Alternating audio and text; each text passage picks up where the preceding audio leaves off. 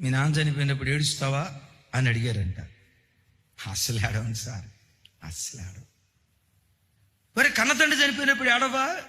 ఏడవను sir. కన్నతండ్రి అంటే ప్రేమ లేదా?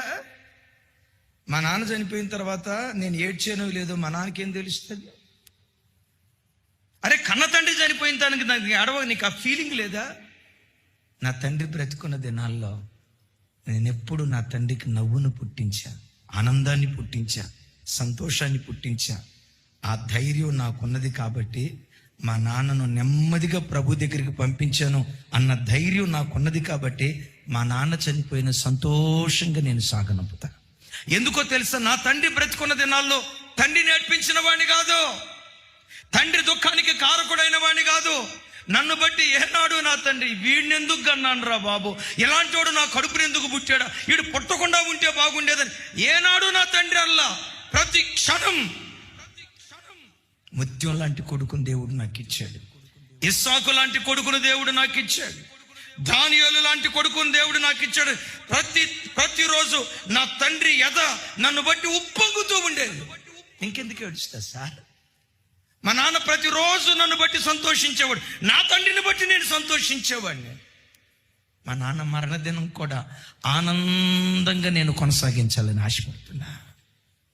అయ్యా ఒకసారి నా వైపు చూడు, నిన్ను సూటిగా అడుగుతున్నా, నీ భార్య నిన్ను గూర్చి మాట అనగలదా? అయ్యా నిన్ను బట్టి నేను ఆశీర్వదించబడ్డా, నిన్ను బట్టి నేను నెమ్మదిగా బ్రతుకుతున్నా, నిన్ను బట్టి నేను సంతోషంగా బ్రతకగలుగుతున్నా. నీలాంటి మంచి భర్తను దేవుడు నాకు ఇచ్చాడయ్యా, నా బ్రతుకు ధన్యమైపోయింది. నీలాంటి మంచి భార్యను దేవుడు నాకు ఇచ్చాడమ్మా, నా బ్రతుకు ధన్యమైపోయిందని నీ భర్త నిన్ను గూర్చి మాట అనగలుగుతున్నాడా? నీ భార్య నిన్ను గూర్చి మాట అనగలుగుతుందా?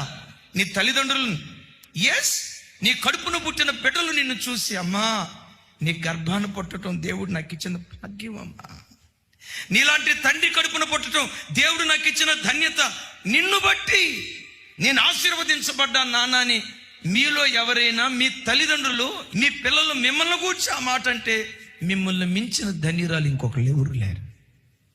ఒక సందర్భంలో కూడా అన్నా, అబ్రహామును లోతు వెంబడించడాన్ని బట్టి లోతు భాగ్యవంతుడయ్యాడు.